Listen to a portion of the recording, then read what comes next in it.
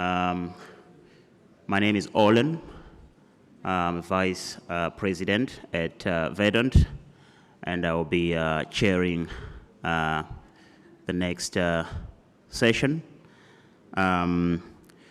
Please allow me to introduce and welcome Audrey-Cynthia Yamadjako. I'm not sure if I'm pronouncing that correctly, but Audrey-Cynthia is the moderator for this session, and she's the coordinator of the African Green Bank Initiative at the African Development Bank. The title of the panel is discussing ESG and climate solutions to drive investment. So Audrey-Cynthia and the panelists, welcome to the stage. Thank you very much.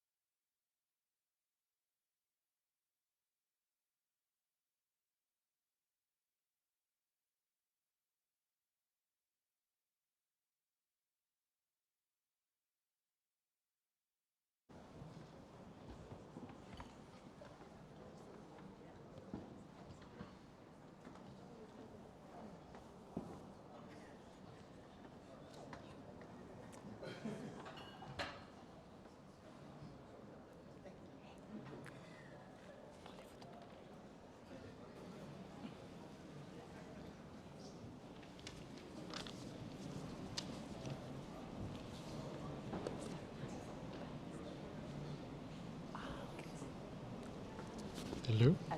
Hello, can you hear me? Can you hear me? It's fine? Okay, thank you. Thank you. Good morning, everyone. I'm very pleased to be your host today on this panel. I'm Audrey-Cynthia Yamadjako. I will be the moderator of the panel about climate solution, how to drive investment in Africa. I will be here today with my honorable panelists. I have Enrique Tizon from IFC. I have Michael Sanni from BII. I have Dia Martin from the DFC, and I also have Eva from Yazhari, from Beyond Capital.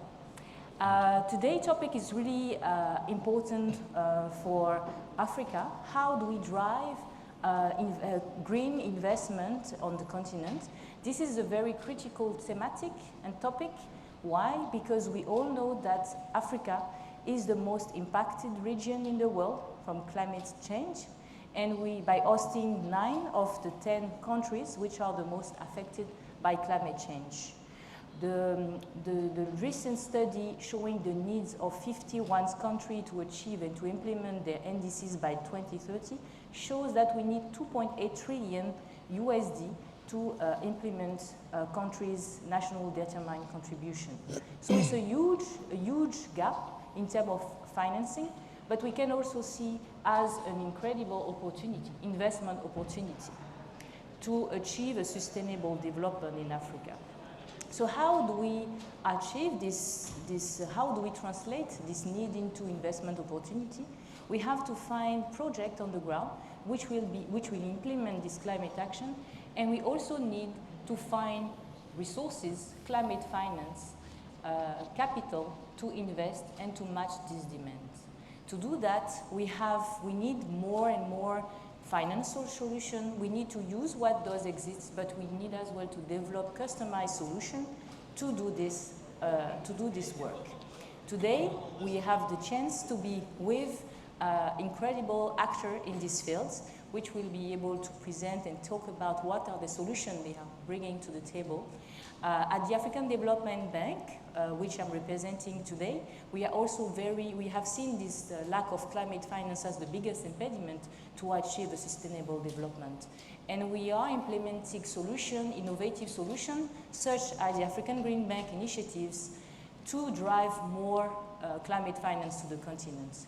Why is it needed? Because we need, through these Green Bank initiatives, our goal is to create green investment vehicle in every region and country of the continent to bring climate finance at a local level. Because what we have seen so far is most of the climate finance are concentrated in the main climate vehicles, such as the Green Climate Fund, the Climate Investment Fund, the Global Environmental Facility, which are global, but also at MDB's levels, a little bit more on DFIs. But we need these concessional resources to de-risk green transaction and make those projects bankable to attract private sector. Because this action will not be possible without the private sector, the private capital.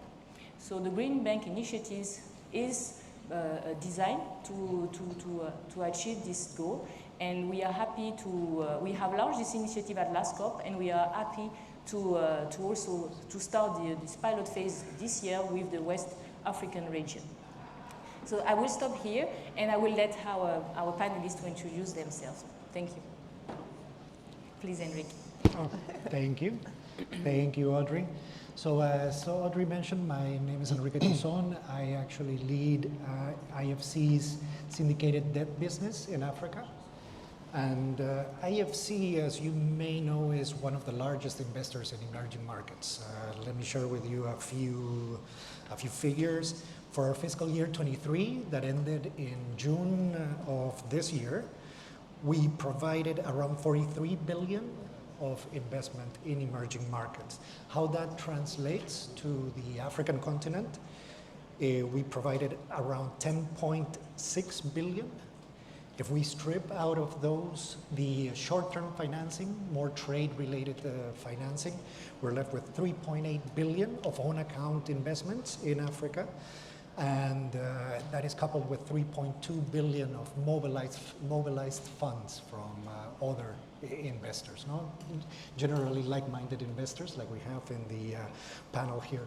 But like Audrey mentioned, we're going to touch a lot on climate finance.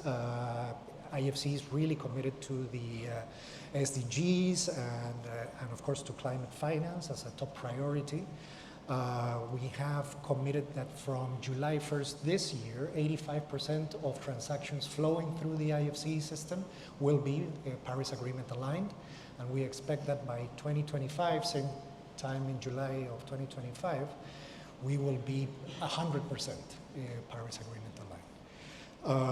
In terms of climate, in the African continent, what we did in the last fiscal year is around 1.6 billion of own account investment, and probably with around 1 billion of third-party mobilized funds alongside IFC in those sectors. IFC, let me tell you a little bit about that own account, 1.6 billion. The majority of that was in the financial institution space, so we did this through financial intermediaries, the majority. But we did see quite a high uptick in the manufacturing space on our side. As you know, sectors like steel, glass, cement are heavy CO2 emitters, and we've had, I think this last fiscal year, around 5 cement transactions alone in the continent. No? One good example of this is the 124 million green loan that we provided to Socosim in Senegal. That came coupled with we actively managed that syndication process with 122 million in local currency by local and regional banks. And this effectively, just to give you a sense of why we are invested also in that sector, really those funds are going to be used for the company's modernization program, which we have estimated will reduce around 312,000 tons of CO2 emissions per year. Basically, the company will produce cement at the lowest emissions intensities in the world, but in Africa. So that is definitely a little bit of an example of what we've been working on. And maybe finally, just to mention that IFC is also one of the largest issuers of climate finance instruments. We've issued 87 green bonds since 2010 in 20 currencies for about $11.6 billion. Let me stop there. Thank you very much, Enrique. It's fantastic to see how institutions such as IFC has committed to be Paris aligned. This is going to be more and more mandatory. So most of the institutions will have to take this road. So this is really something every company need to think about, how they can be more Paris aligned in a certain horizon, because this is something which will be required by most of the biggest financial provider, investor. So I'm very, it's very important that you mentioned that, to see how the big commitment those institutions have now into the green fields. Thank you, Enrique. Please, Mike. Absolutely. Thank you, Audrey-Cynthia. So I sit within our credit intermediation business at BII. So I'll briefly touch on 2 points. A, how BI think about driving climate investment in Africa, and B, specifically with a credit intermediation focus, how we're thinking about driving climate lending across the continent. On point A, as Enrique rightly says, as well as our commitments to being net zero by 2050, our interim targets by 2030, as an institution, we're also committing that 30% of our funds will go towards climate investments through to 2026. And that, at the moment, is the equivalent of around $600 million a year in Africa and Asia going towards climate investing. And when people think about climate investing, I think often people's minds go directly towards renewables, both large-scale wind, solar, and more kind of smaller scale distributed renewable energy, whether that be mini grids, commercial and industrial solar. And that, of course, is all critical. But I think it's important to say that as we think about climate finance, we really have to think about all of the sectors that are fundamental to the decarbonisation of markets, as well as helping them adapt to climate shocks in the future. So that includes things like e-mobility, green buildings and building materials, green steel, energy efficient manufacturing, climate smart agriculture, climate risk insurance, and many, many other sectors across the economy. And as we think about channeling more support into those sectors, we do so with debt, we do so with equity, and that's channeled both directly and through a whole range of partners. Which I think brings me on to point B, which is really, I guess from where I sit in the organisation, from a credit intermediation perspective, how we think about driving climate lending on the continent. And I think here we are, I think, very conscious that we have to take a very differentiated approach depending on the development of each type of company and where that sector is. And really, I think we take 3 broadly different approaches. The first is really around earlier stage, more nascent, often pre-banked climate finance sectors. And those are often where there is some combination of either business model, technology, or regulatory risk that often puts some of these companies at their stage of development beyond the appetite of traditional lenders. And there, I think we're seeing our role as really, how do we anchor dedicated climate lending vehicles, whether those be through fund structures or through specialized kind of non-bank financial institutions, to provide more flexible capital that's often higher risk bearing, and that really helps to prove business models, demonstrate track record, and ultimately create more assets for the kind of traditional lenders to be able to support.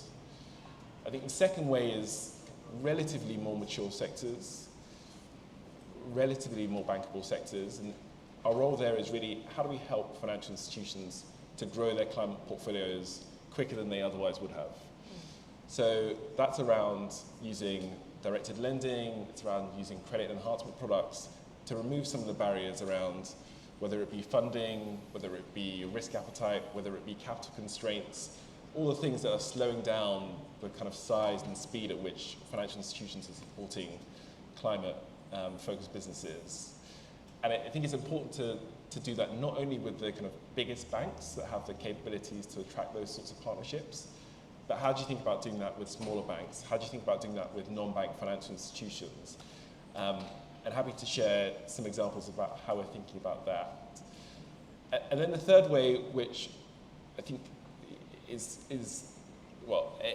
targeted at the more mature kind of climate finance sectors, but I think is one that we find more challenging, and I think one that we're trying to catch up with our partners at the IFC on, is really around capital markets and how you look at whether they be green bonds, green bond funds, securitized structures that really bring institutional capital, whether local or international, into the African climate market and allow them to access kind of assets that they otherwise struggle to.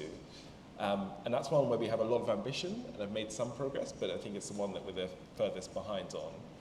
And I think as we think about all three of those channels, I think the partners with whom we work with are quite different. So it may well be that we're working more with partners like Eva and Dia on some of the earlier stage businesses, and more trying to get into Enrique's syndications with the slightly more mature businesses. But hopefully that's a useful summary to start. Thank you very much, Michael. It's really clear how working in Africa we need to find customized solution. We know that 80% of on the agriculture sector, more precisely, are based on SMEs and micro entrepreneur.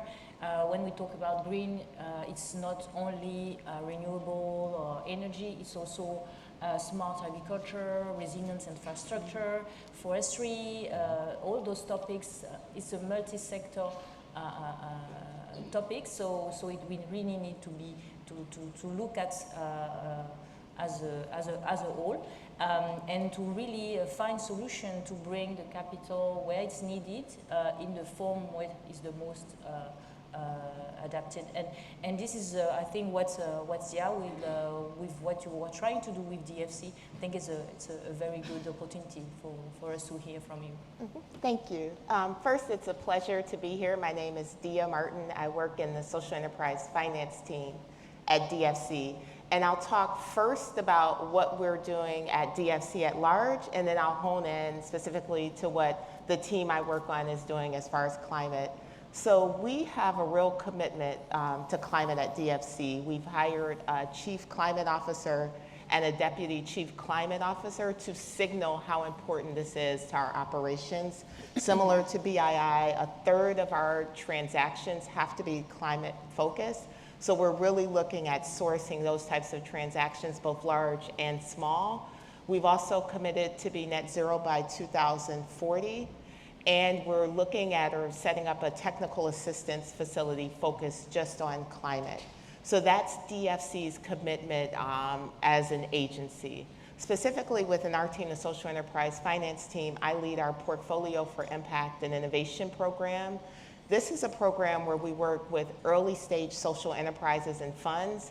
We come in to support those funds, first of all, to support first-time fund managers, innovative fund concepts. So we have some funds that are looking at the carbon markets, also looking at kind of climate adaptation and mitigations and supporting SMEs in that space.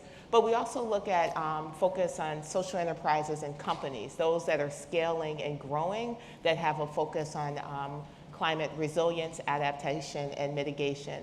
So we seek to come in and provide often that first institutional debt capital to support these companies in scaling and growing and support these funds in reaching their first or second close.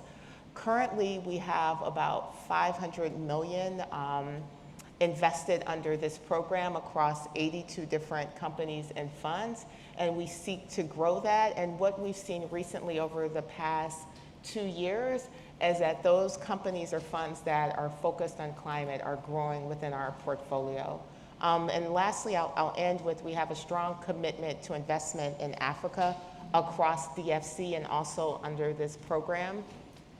DFC's portfolio is about 40 billion, and I'd say a quarter of that is focused on sub-Saharan Africa, and we seek to continue to grow and invest on the continent. And it's also part of a USG government-wide effort called Prosper Africa, where we seek to harness all of the resources of the US government in a cohesive fashion to invest in Africa, supporting both companies, also supporting funds, and as well as the larger ecosystem. So happy to be here and answer any questions that you have.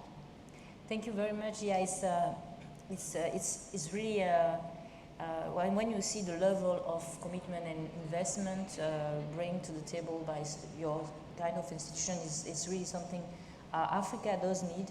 And you also talk about adaptation. Adaptation is what is the most needed for this is the continent of adaptation. We will say that most of our resources need to cover the adaptation sector. How do we help people to adapt to the adverse impact of climate change? And it's a good link with what Eva does in her company, because when we talk about adaptation, we have also to talk about health. We have also to talk about the other sector which are directly linked to climate. Thank you, Eva. Thank you. Hi, everyone. I'm Eva Yazhari. I'm managing partner of Beyond Capital Ventures. I think to follow on to you, Audrey-Cynthia, there is an S in ESG. And at Beyond Capital, I think we all know what that stands for. It stands for social. But at Beyond Capital, we do think a lot about climate adaptation as a part of our investment strategy. I'm very different than the billions to my right here. I am a VC that deploys $500,000 to $1 million at entry into companies, and then follows on in 2 of the top 4 emerging markets, and one of those being East Africa, where we originate half of our portfolio. So we see our portfolio as being highly intersectional with climate in multiple ways. We do have direct climate investments, some in common with some of the other panelists here, such as Ampersand. You may have heard Josh Wales speak yesterday. He runs an e-mobility business with a battery swapping network being developed across East Africa. But then we also have companies that are innovating around health and climate, or kind of distribution and climate in the portfolio, as well as companies operating in highly strategic climate countries, such as DRC, that are helping to boost economic development in a country like DRC, which holds a pretty significant carbon sink that is important, is strategically important globally. So climate weaves into our strategy, and has done so much more over the past 5 years. But the roots of our fund are really providing access to need-to-haves, led by founders that we call conscious leaders. And when we think about this paradigm of a conscious leader, it's a leader who's thinking about all stakeholders. And the climate is 100% a relevant stakeholder in 2023, and certainly heading into the next couple decades as well. And so that's how we at Beyond Capital Ventures think and integrate climate. I do want to share a couple areas that I think maybe some of the companies need. Can I get into that? Yes. Is that okay, since I'm the last doing the introduction? I do want to share with all of you who are probably here to figure out how to put, how to integrate climate for growth into your portfolios, how to plug into some of the innovations that are happening. What we're really seeing is that climate founders need 3 things. They need partnerships to navigate, frankly, the gray of climate, like where do they plug in to various different capital needs, how do they describe their company, how do they context switch when they're raising capital, and also how do they measure the climate impact of their businesses. They also need financing for assets, and I know, I think, Michael, you referred to this a little bit to draw a parallel, but they need financing for fleets of, e-mobility fleets.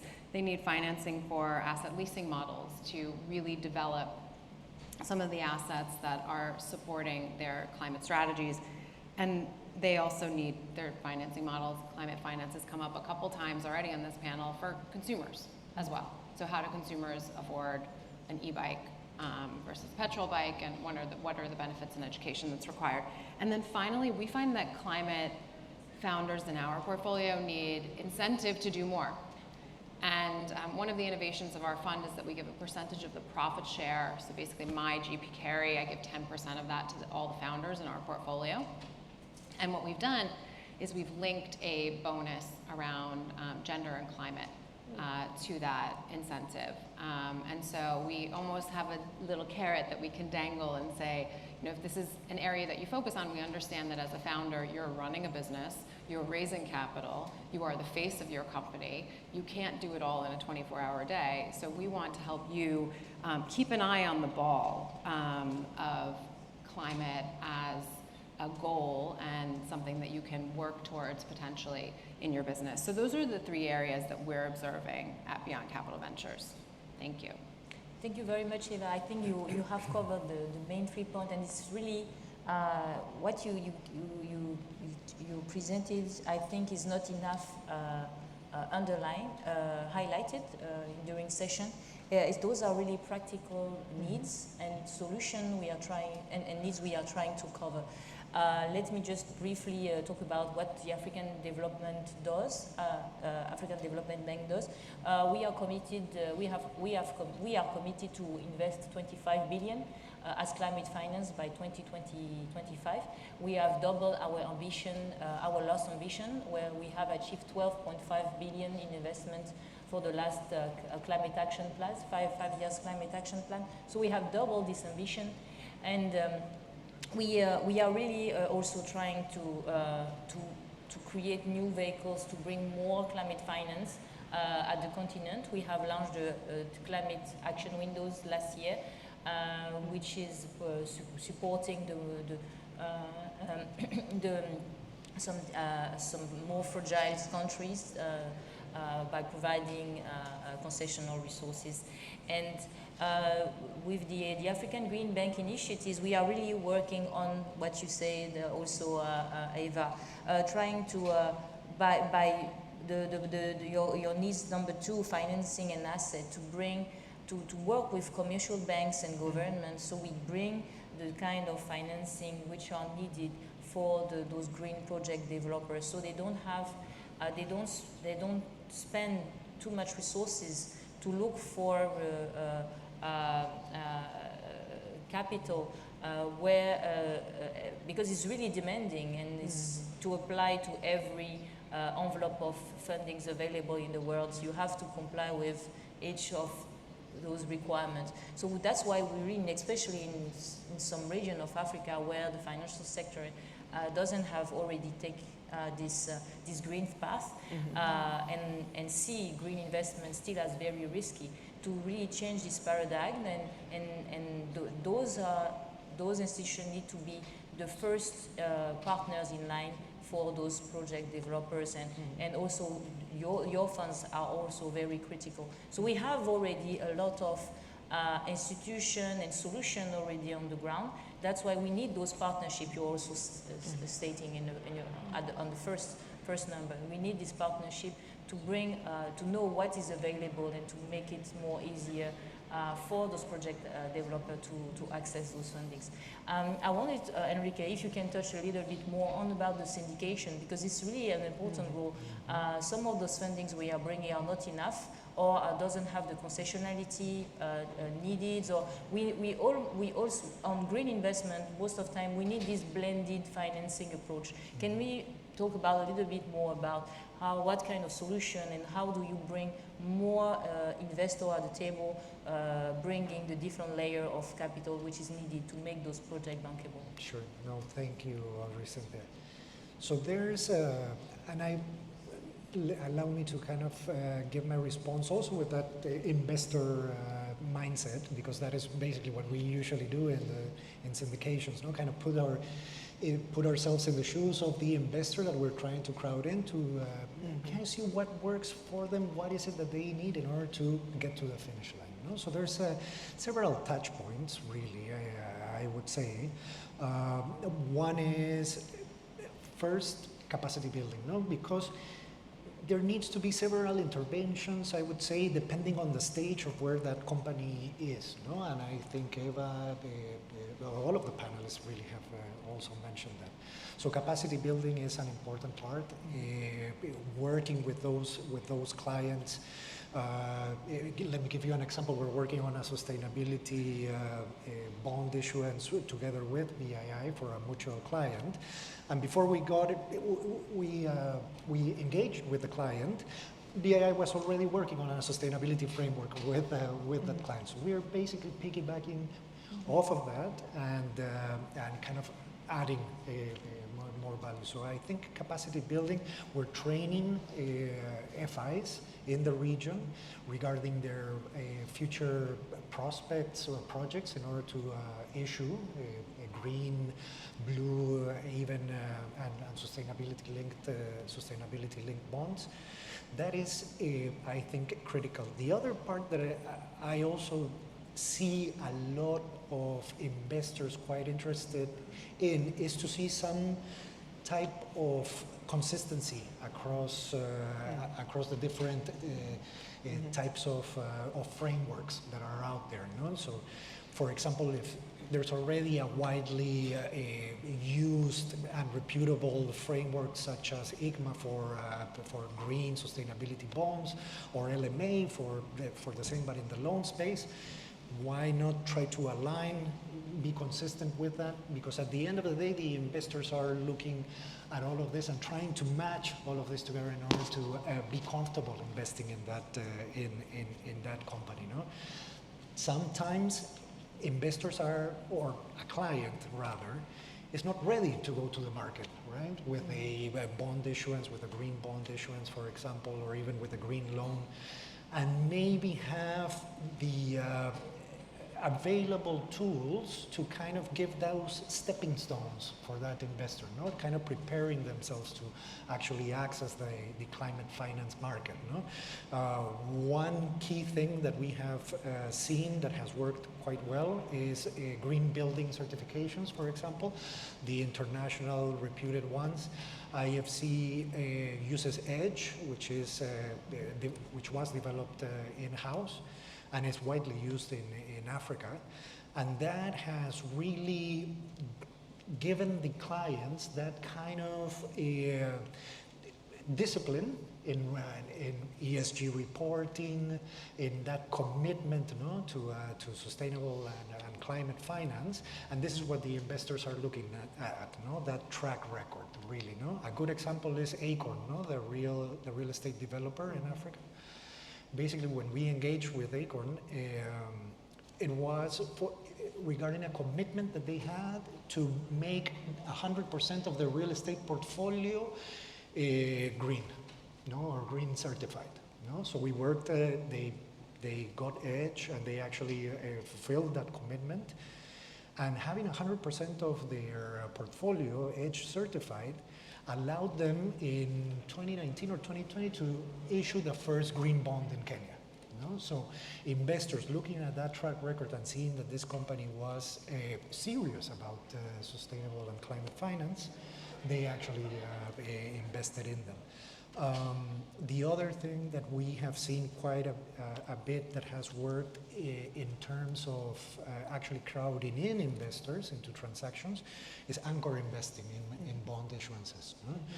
And it makes a lot of sense. If we have done, or any of us have done the due diligence on that client, on that transaction, helped in structuring that bond, why not put our stamp of approval, no, on that bond, anchor the investment so that others will come into the bond issuance.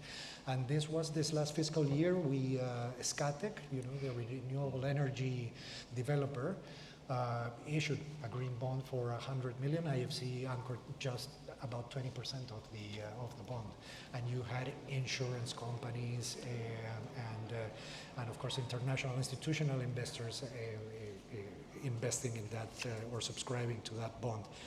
One last thing from the investor point of view is probably, and I actually, AFDB has something similar to our MCPP program, which is a platform where we have basically agreed a preset eligibility criteria with investors.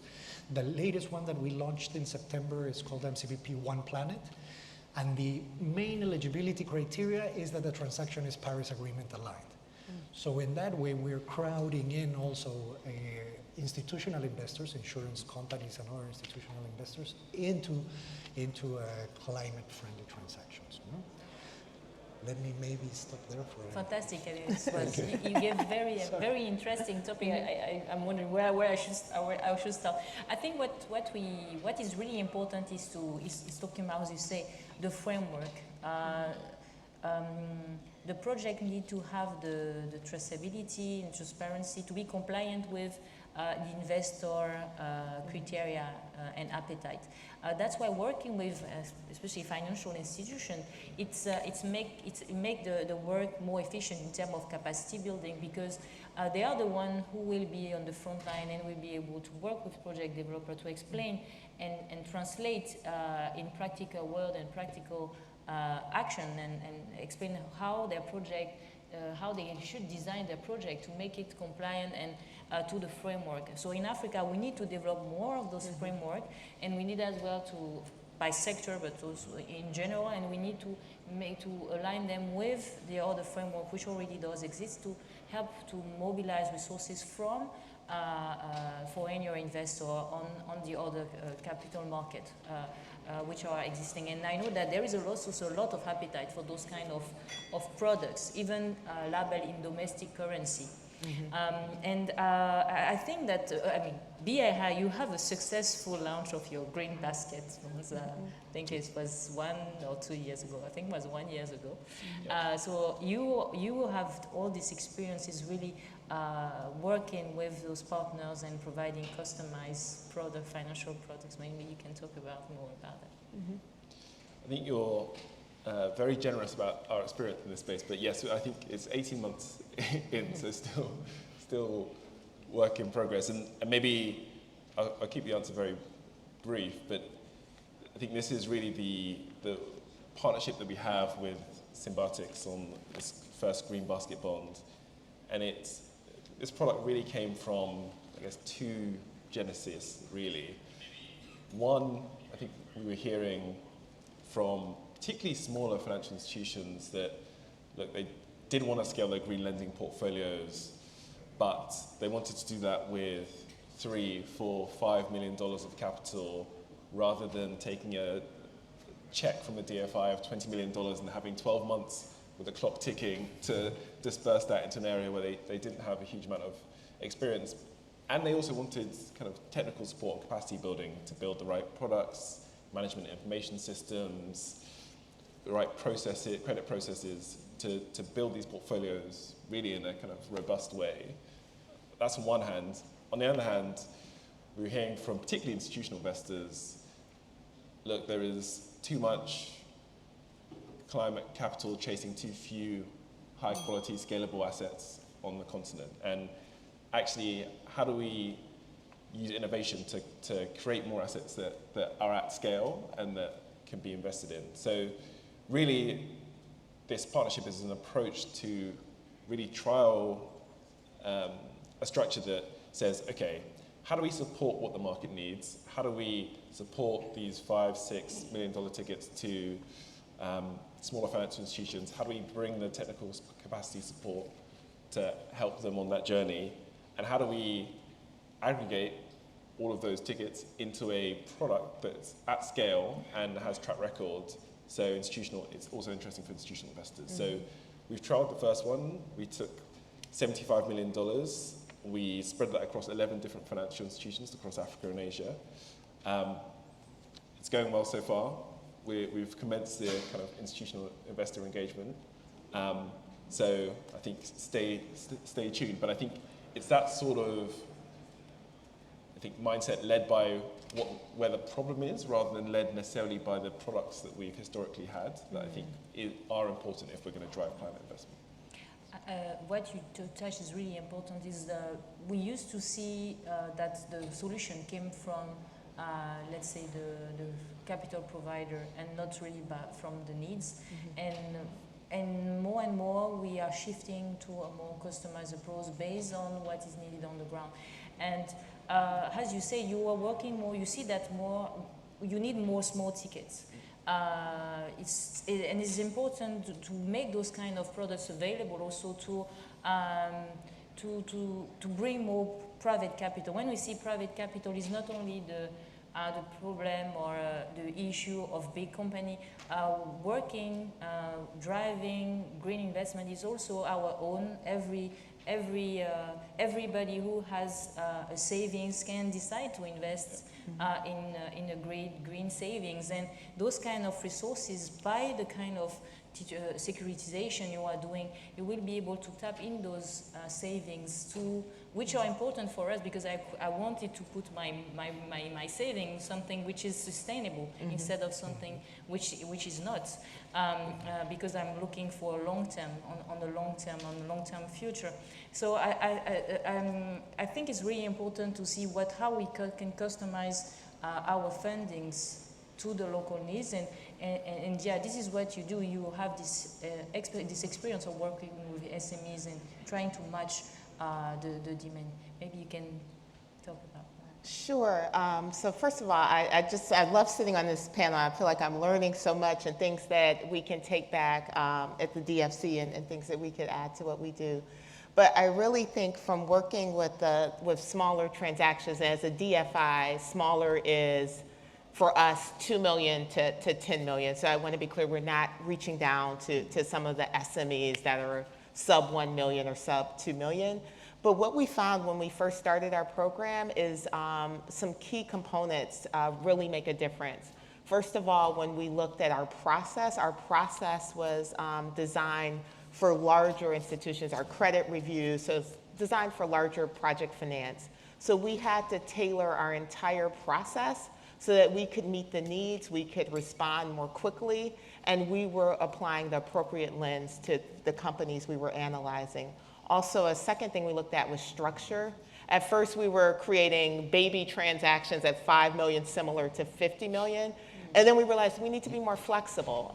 Some of these institutions, is it really economical to collateralize all of these small pieces of collateral? Is it easier and more straightforward to look at different ways, to look at maybe just a guarantee or to be unsecured?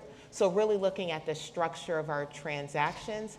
And then third, we found that a lot of institutions, they receive a decent amount of capital early on, but there's this time period where it's very hard to raise additional capital to sustain their business, or they're spending an inordinate amount of time continuing to fundraise. So we thought this is a great opportunity for us. We don't necessarily look at being more concession on pricing, but we have the ability to provide a longer tenor. So we can go up to a max tenor within this program for 10 years to provide, and we typically are between 5 and 7 years, I'd say, but to provide long-term sustainable financing while a company scales and grows. And also looking at kind of the length of period to draw down on our financing. So sometimes we'll think long-term, this is a partnership, this is not just about one transaction. So we would look at this amount of financing is available, provided you meet this next milestone, we can provide additional financing. So they're not necessarily going through 2 fundraising cycles to meet the capital. They're looking more at their operational and financial performance. And I also think probably finally, I loved what you said, Ivo, on incentives. That's something that we've really looked at. We've piloted 2 gender-linked incentives for a couple of our early stage clients, and we're waiting to see how that performs, but also looking at ways to customize, whether it's revenue share incentives, looking at how we can use our debt or our technical assistance to really sculpt or customize our financing to support our clients is important to us.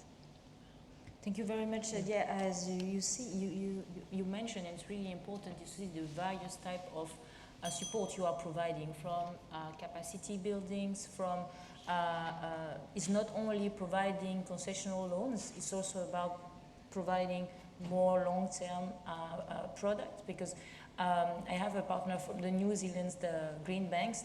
He mentioned that actually they are a green bank, but they don't provide too much concessional loan, because it's not that needed. When you take more time in preparing better the project, sometimes you reach the bankability which is needed, and you don't really even need the concessionality. So they're really so having those type of products available in all financial institutions is really it's really needed, the project developer, especially the green project developer, and having those to incentivize those project developers to because if they want to access these resources, they need to provide something sustainable, something which is compliant to the Paris Agreement.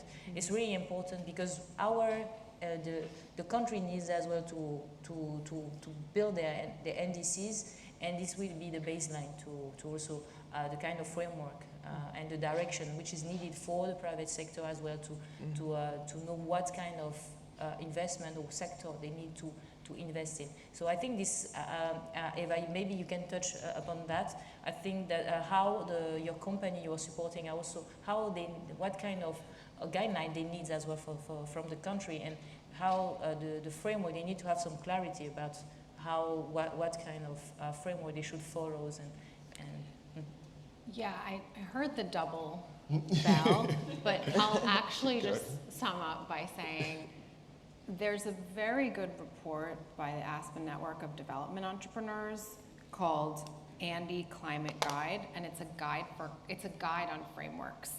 That being said, we find founders are too busy to put in place their own frameworks. And therefore, as an investor, we view it as our job to provide them with a robust framework that they can use to report to us. But oftentimes what they do is they just take that and make it their first cut of an ESG reporting framework internally. But that's a good maybe takeaway for everybody. And then I would just emphatically stress that in addition to asset financing or climate finance loan book financing, the need to really think through the structuring of that is important. As an entrepreneur myself, I have a very large stake in a mobility fund in the US, and we do fund mobility on the African continent. But I think we need even more experts around leasing models, around asset financing models. And it's going to be not just land, it will be land, sea, air. We happen to have a drone company in India already in our portfolio that's also an electric vehicle company. But anyway, those are maybe a couple quick takeaways given the double ding that we've got. Thank you. Thank you very much. I know it's 45 minutes. It's short to cover all the topics, and our panelists will be around, so we will have time to maybe to talk to them. Thank you very much. Thank you. Thank you. Thank you.